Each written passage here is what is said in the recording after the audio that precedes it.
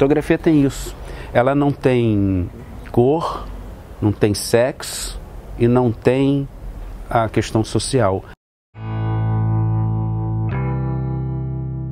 Eu nasci no bairro aqui da Glória e no ano de 1954, no dia 4 de abril, 4/4/54, e morava em Quintino Bocaiúva, um bairro do subúrbio da central do Brasil. A minha infância foi numa casa com mangueira, galinheiro. Era uma época em que existiam muitos clubes de fotografia. O que hoje nós temos os clubes de fotografia digitais, na década de 40, 50, 60, principalmente, aí eu já estava com 10 anos, eu fui mascote de um grupo de fotografias lá de Quintino. Eram 10 sócios jovens, da idade de vocês, e o clube de fotografia consistia não só em fotografar, mas principalmente o processo de construção da fotografia, da revelação da fotografia.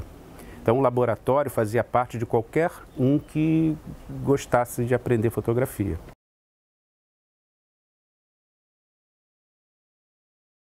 A cor ainda não tinha chegado no Brasil, então era o preto e branco, as formas de viragem, Era uma coisa muito ligada à química, à fotografia. Quem gostava de fotografia tinha que gostar, de certa forma, também de preparação dessa química, da revelação, do fixador. E vinha carregado também de uma mágica muito grande que era a luz vermelha do laboratório.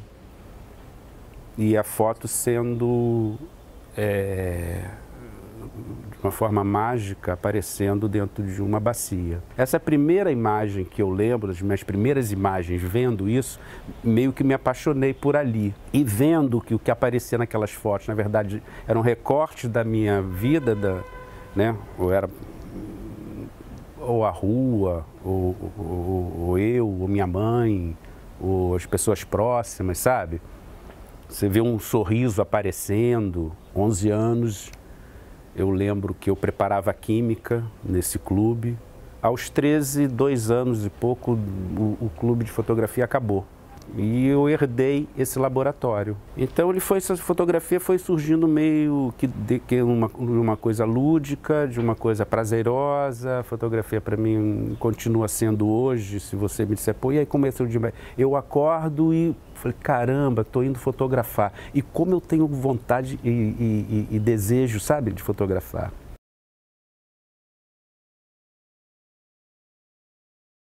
Comecei a trabalhar com a fotografia quando eu tive um concurso de fotografia no Colégio Metropolitano. Eu devia ter uns 18 anos. Esse concurso de fotografia que acabou não acontecendo, por algum motivo, mas me fez eu voltar à rua como se fosse um resgate desse período de 10 a 14 anos em que eu fazia o laboratório, que eu via as experiências em slide, sabe? Morava no Meier, vivia de meio salário de um apartamento, era a cota que eu tinha, e com isso eu tinha um laboratório montado com vários tipos de papéis, várias formas de tamanhos de canaleta. O material era relativamente acessível, pelo menos se eu fizer um recorte social de um garoto que morava em Quintino Bocaiúva e depois foi para o Meier. Tanto a fotografia tem essa capacidade de não ser nada, como ela tem a capacidade de transformar o mundo, ela tem a capacidade de mudar um conceito, tem a capacidade de mudar o pensamento de uma pessoa que vê, de transformar. Então eu comecei a trabalhar com fotografia quando eu resolvi divulgar a foto que eu fiz, publicar a foto que eu fiz. Eu fui no Globo, consegui publicar. Comecei a participar de jornais alternativos, a oferecer fotos. Então, por exemplo, na época, vivíamos numa ditadura das mais fechadas do período ditatorial que nós passamos. Depois teve um período que piorou ainda, em 74, mas nesse período, fotografar também tinha esse lado meio assim de roubar uma imagem. Sabe? Por que era proibido? Você vivesse num estado ditatorial em que as proibições eram assim absurdas, mas se praticava o arbítrio. Ela estava instalada. Então você praticar, roubar uma foto, por exemplo, de um cara fantasiado lá no carro do exército, tinha um gosto para mim que eu não sabia muito bem, mas era meio uma rebeldia de estar fazendo uma coisa proibida que eu não entendia por que era proibido. Comecei a fotografar favela, comecei a fotografar transporte, aí eu comecei a ter um material meu em que o ser humano era, para mim, só existia o ser humano, as pessoas. Eu fotografava as pessoas e eu chegava tão próximo que eu só trabalhava com a grande angular, que era aquela coisa de... Se eu visse uma fotografia que a pessoa estivesse longe, eu não gostava. Eu nunca estudei fotografia, nunca estudei nada, mas com o passar do tempo, com a experiência, eu percebi que era uma fotografia tipo clássica dos grandes fotógrafos da década de 40 e 50, que era um flagrante, um flanar, a pessoa não via que você estava fotografando, nem você conseguia interferir. Como eu queria chegar muito perto, era difícil eu não interferir. Foi um primeiro conflito de fotografia. Depois eu comecei a incorporar o cenário. Alguns anos atrás eu já tirei o ser humano, só fica o cenário. Mas eu comecei com a necessidade de publicar. Comecei a trabalhar no jornal Repórter. E eu fui lá e ofereci para trabalhar. Fui eu e o Chiquito Chaves. E nós ficamos meio que parceiros nessa... Eu tinha o meu laboratório, aí eu montei o meu laboratório em casa. Então eu tinha um quarto, eu morava com a minha mãe já viúva, tinha um quarto que tinha uma cama de casal, eu já morava com uma menina, uma namorada, tinha um laboratório montado e tinha um piano. A gente vivia 24 horas dentro desse ambiente. Começamos a oferecer as fotos para o repórter.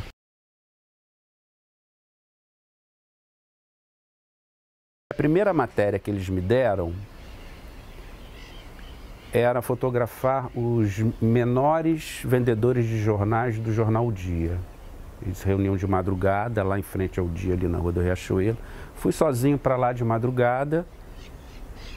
Foi fácil ver os meninos, conversei com alguns, fiz algumas fotos e foi minha primeira foto publicada no Repórter. E a segunda pauta, eles me deram, foi assim, tem um repórter que está 3 dias trabalhando como operário do metrô, em Benfica, aqui numa obra. Aí esse pedido foi pedido para mim e para o Chiquito.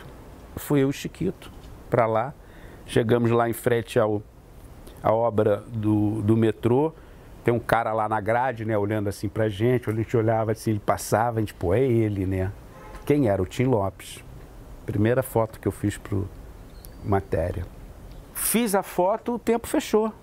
Porque também era proibido fotografar obras do metrô. Veio o segurança virou para mim e falou o seguinte, olha, vocês não podem fotografar aqui, tal, tal, tal. Eu e o Chiquito, estudante de Belas Artes no Fundão,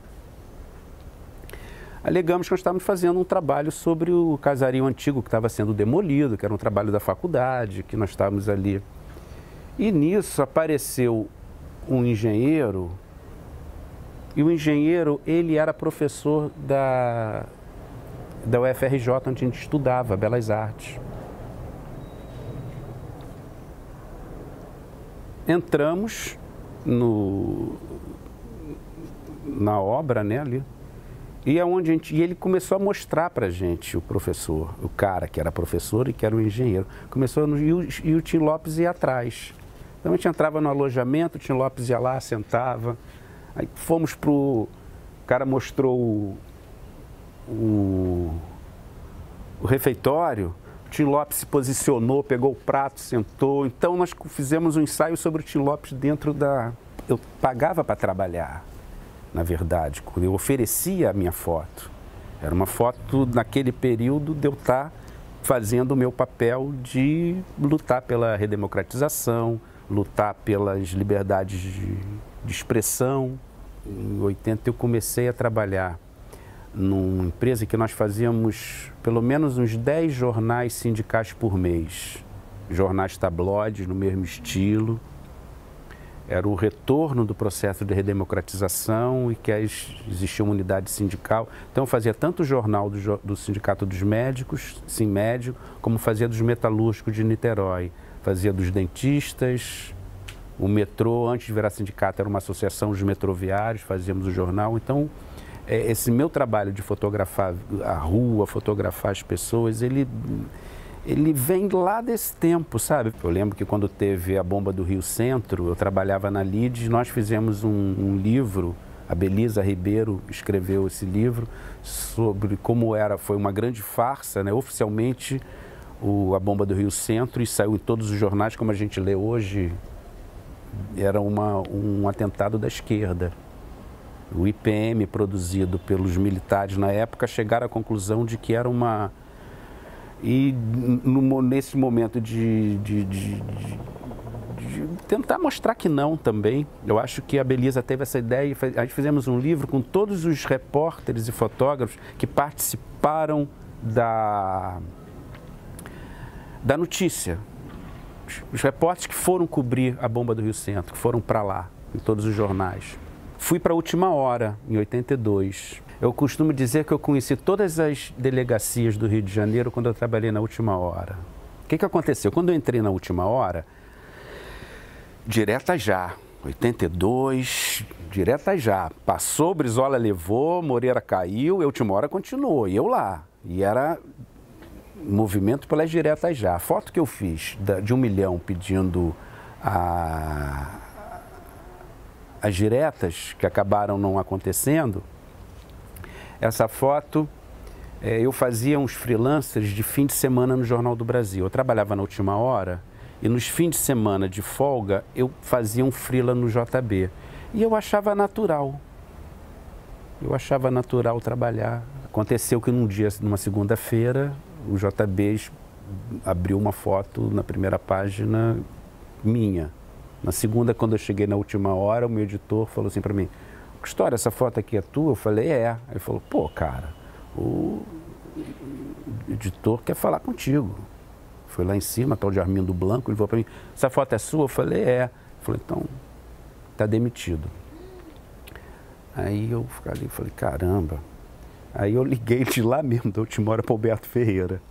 Falei, pô, Alberto Ferreira, acabei de ser demitido aqui da Última Hora. Aí ele falou assim, você acaba de ser admitido aqui no Jornal do Brasil. Eu costumo dizer que eu conheci todos os municípios do estado do Rio, porque toda semana tinha uma matéria de 2 dias, sabe assim, que a gente dava no domingo, sobre qualquer coisa do interior. Foi quando eu comecei a perceber, a conhecer a ecologia dentro de mim, através de fotógrafos, de repórteres que faziam umas pautas assim. Conheci a Ilha Grande trabalhando no JB, conheci esse estado. E depois, quando eu fui para o Globo, eu conheci alguns países. Fui à Copa do Mundo, fui a alguns países aqui na América do Sul.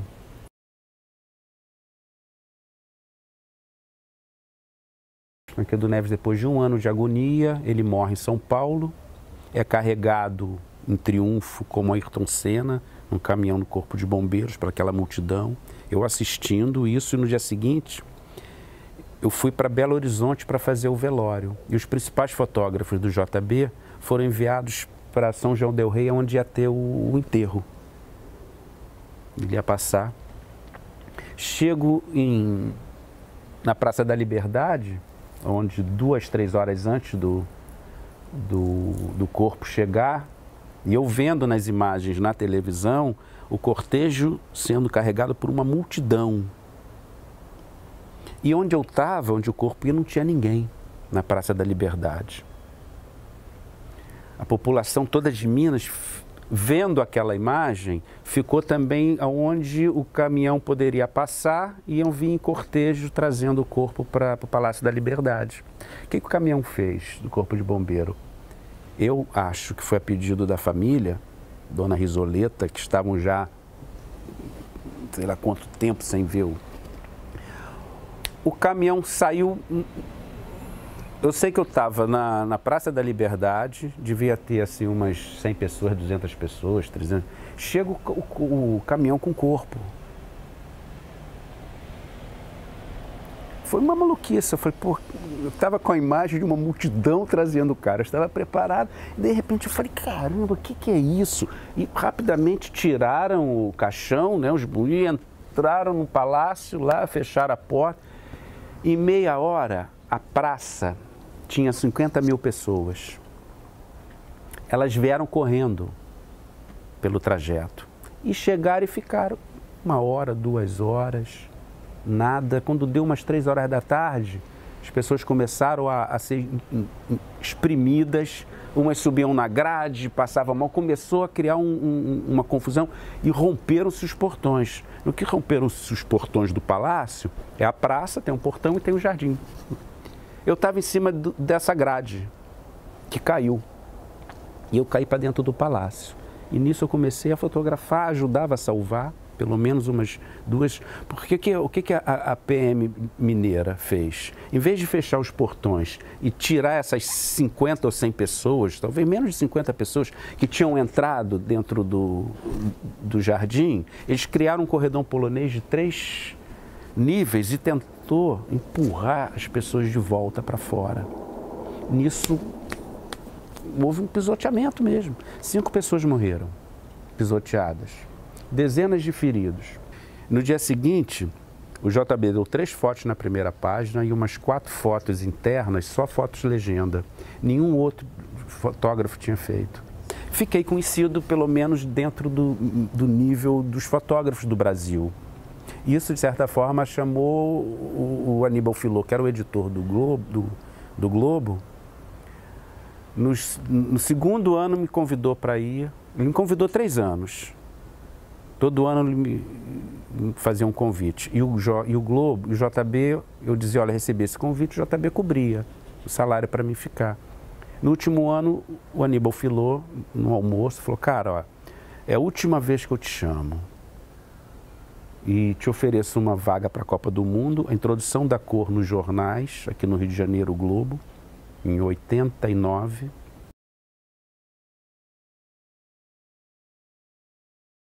Foi a primeira vez que nós tínhamos o laboratório, mas não precisávamos fazer a cópia.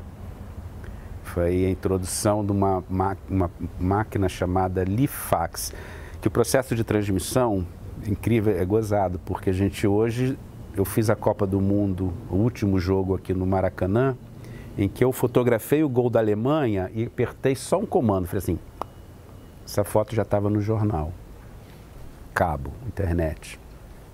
E a minha primeira viagem, digamos assim, para cobrir esporte, eu carreguei uma mala que sozinho eu não conseguia carregar.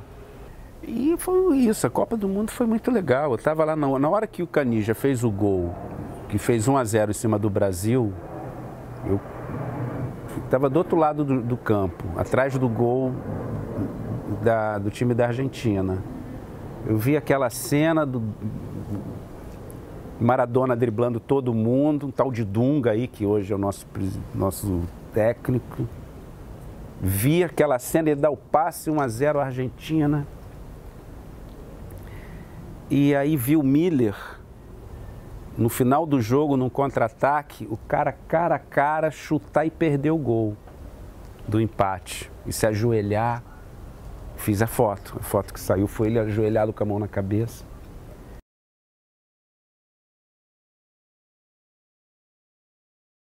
A primeira vez que eu fui no Braço do Cristo foi em 1990. Uma experiência única, né? Você sobe ali por dentro, sobe uma escada e destampa aqui um pedaço do ombro e você sai ali, olha aquela cara enorme assim do teu lado, você vê aquela cidade inteira, é uma experiência nada religioso, mas também religioso, nada católico, mas de energia mesmo, né, que no braço do Cristo. Sempre assim uma maratona, sempre uma dificuldade, sempre uma... E o auge mesmo foi quando eu fui para lá no escuro para fazer uma foto no amanhecer. Então eu subi de madrugada com a ajuda lá do... E aí você vê a cidade amanhecendo, o dia clareando. Foi uma experiência bem interessante.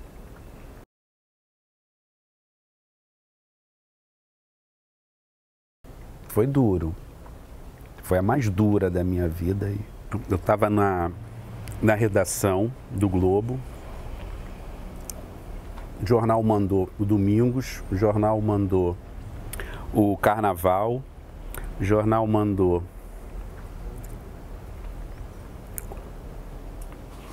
mais uns 2 fotógrafos e começou a ser transmitido ao vivo, né? Ficamos acompanhando aquela... O cara deu um tiro em direção aos fotógrafos, chegou. E aí eu fui para lá com a missão, eram 5h30 da tarde, estava escurecendo. Eu fui para lá com a missão de levar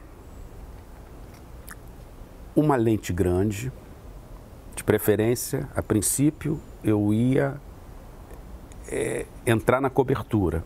Pelo que eu estava vendo na televisão, eu tinha noção mais ou menos das ruas, do local, eu tinha muito bem clareza e certeza do cenário que estava rolando ali, a rua que estava parada. Eu fui justamente para essa rua que estava sendo transmitido, que via o ônibus na lateral. Cheguei, tinha um grupo assim já de fotógrafos, já separados uns 50 metros. E até então a imprensa circulava em volta. Que passava na televisão, o cara chegava na janela, ameaçava, foi. E nesse local que eu fiquei, eu montei o monopé, botei a lente, tentei procurar, e na hora que eu boto o foco assim, era uma janela no último banco, eu estava assim pegando o último banco, na hora que eu boto o foco, está o cara com a arma, e eu escuto ele falando assim, unidunité, fazendo uma das cenas de que ia escolher, botava na cabeça de um... Eu olhava a foto que eu vi, era uma, e ele em pé, por dentro da janela. Quando eu vi aquilo, eu falei, caralho! E eu vendo, eu ouvia pelos lábios, talvez ele gritando muito alto, mas eu senti que era unidunité. Eu falei aquilo assim, eu falei assim, caralho, será que eu vou fotografar Aí veio aquela coisa, pela primeira vez na vida, eu cheguei, me deu aquela coisa. Eu falei, caralho, e agora? Eu falei, se ele atirar, eu vou apertar, eu vou atirar também. Mas vai ser a última foto que eu vou fazer na vida. Aí ele, unidunité, o escolhido é você, e eu fiz uma foto, 2. Se desconstruiu aquela cena, ele já foi pra lá, já saiu do meu enquadramento, já não sei o que. Eu falei, caralho. Aí eu olho do lado, estava um fotógrafo do Globo, que estava lá. Aí eu falei para ele, o Alaô, eu falei, Alaô, vim aqui recolher os filmes. Tu tá aqui, toma essa lente, toma essa máquina, que eu vou recolher os filmes, que eu tinha essa orientação de cobrir, mas também entreguei a máquina pro cara e saí, onde é que tá fulano, onde é que esse cano, dei a volta, eu peguei os filmes de todo mundo, peguei o carro e fui pro jornal. Foi uma coisa muito doida, sabe? Eu procurar no meio de um campo minado, de vários conflitos, eu chegar atrasado no carro e pá, tá um enquadramento na minha frente. Esse momento que apareceu, esse enquadramento, ele aparece na minha vida todo dia.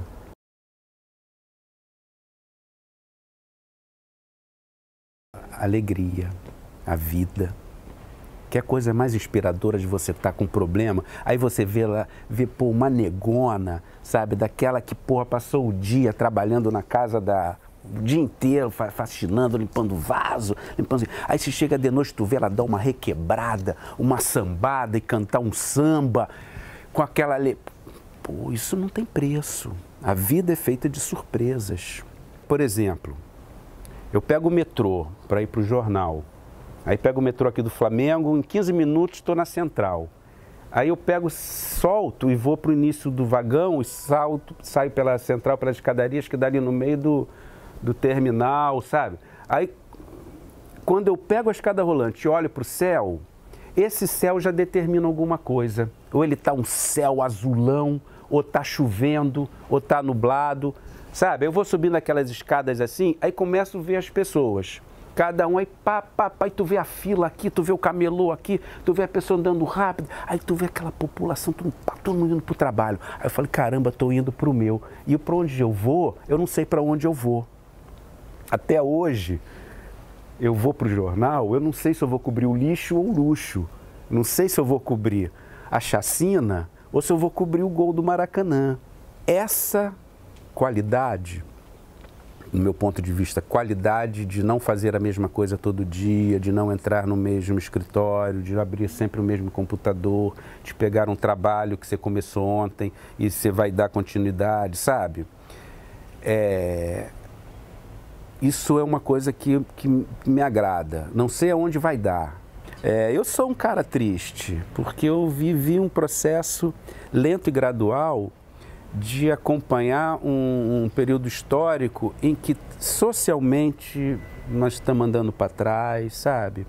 Ecologicamente nós estamos andando para trás, sabe? Eu sou de um tempo que aos 10 anos eu pegava o lodo medicinal da praia da Pedra de Guaratiba e levava para as velhinhas que ficavam sentadas em cadeiras e se lambuzavam desse lodo, um lodo à base de iodo, que existe em alguns lugares ainda do Brasil preservados.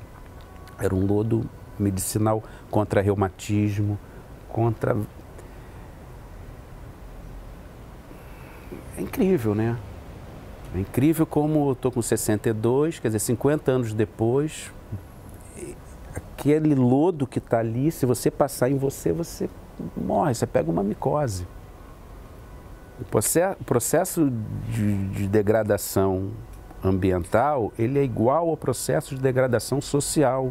O aumento descomunal da população, o aumento descomunal da capacidade dos políticos de não darem conta disso. Estou lançando um livro agora, em junho, Baía de Guanabara, Espelho do Rio.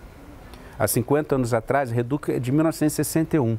A história do petróleo na Baía de Guanabara, ela remonta 50 e poucos anos. Antes, a Baía de Guanabara tinha poluição, mas não tinha o petróleo, não tinha os navios, não tinha esse processo que hoje nós estamos no seguinte história com a Baía de Guanabara. 90 e poucos % de toda a operação do pré-sal tem na Baía de Guanabara o seu parque.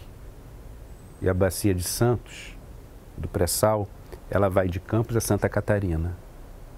Olha o que estão fazendo com a Baía de Guanabara.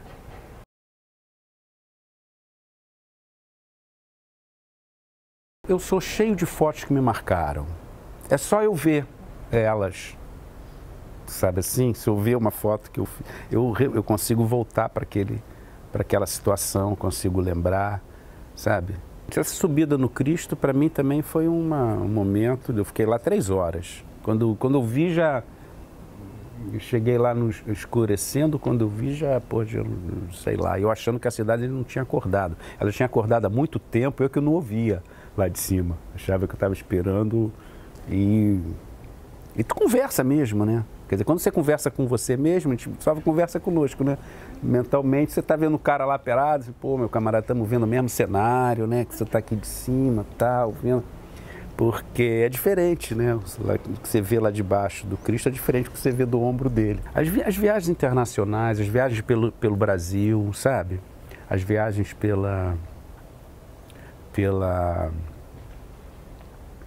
Chapada Diamantina, fotografar a natureza. Quando eu te falei aquela história do olhar, que eu começava achando que a pessoa não podia olhar para mim, senão essa foto não era legal, Depois eu comecei a perceber que o olhar, aí passava só a fotografar as pessoas me olhando. Foi um processo meio de mudança. Passa a perceber que a fotografia começa a ganhar valores agregados com o tempo.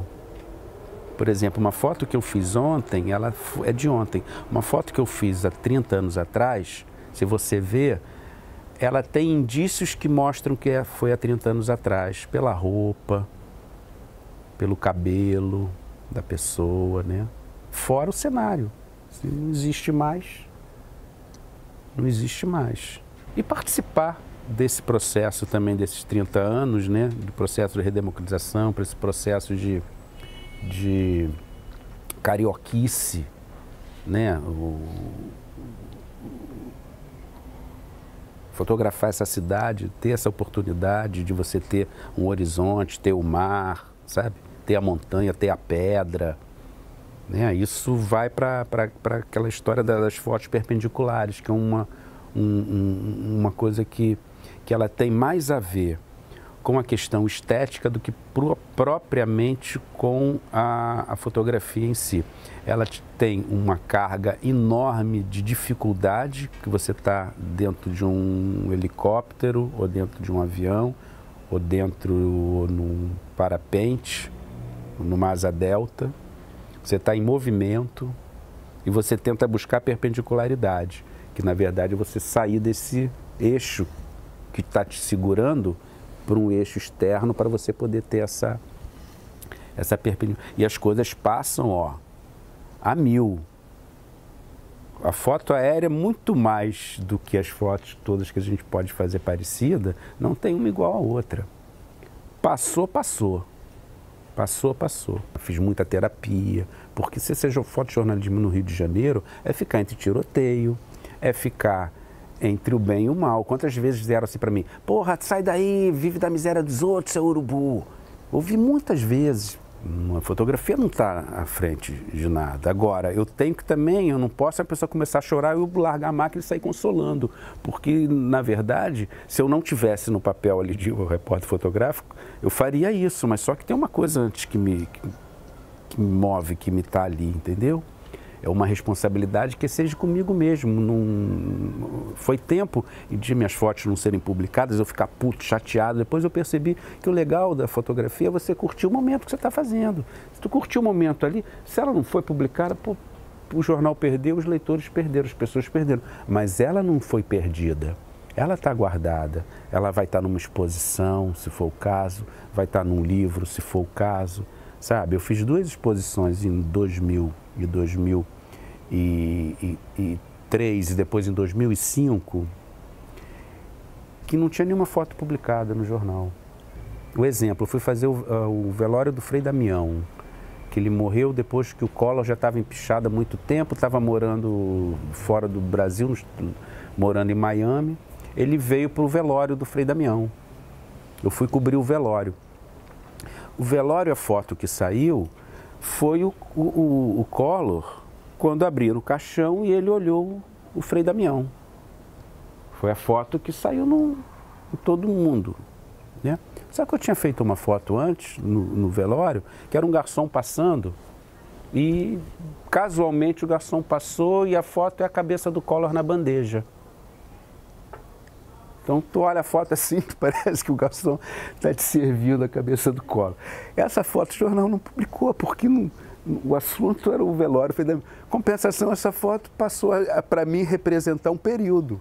Quer dizer, uma população que está oferecendo esse cara de bandeja, sabe? A fotografia, ela tem essa capacidade também de ter uma representação do momento, de um ato, de uma manifestação, de uma invasão, de um depoimento, e ganha certos valores que passam a ser, sei lá, eternos. O que é a fotografia? Primeiro, você tem é o contrário do pintor que pega um quadro, uma tela em branco, e a partir dessa tela em branco ele começa e faz a sua pintura. O fotógrafo é aquele que pega o caos, que é para onde a gente olha, e consegue fazer assim, e tirando, e só deixa o essencial. Cada intenção, cada gesto, cada recorte faz com que a fotografia seja única. Todos nós, se tivermos que escolher uma coisa para fotografar, não existe foto igual. Não existe. É o olhar, claro, de cada um. Mas esse olhar, ele requer estar. Eu costumo dizer que a única diferença do fotógrafo para o resto do mundo é que o fotógrafo tem, primeiro, está com a máquina na mão, e segundo, tem a coragem de apertar o dedo. Porque ver uma fotografia legal, todos nós vimos. Na verdade, a gente nasce em busca do equilíbrio, se é que exista. Mas o que é o equilíbrio? É a coisa que você não precisa estudar fotografia, estudar arquitetura, estudar sociologia, estudar... Para fotografar não precisa estudar, basta se dar.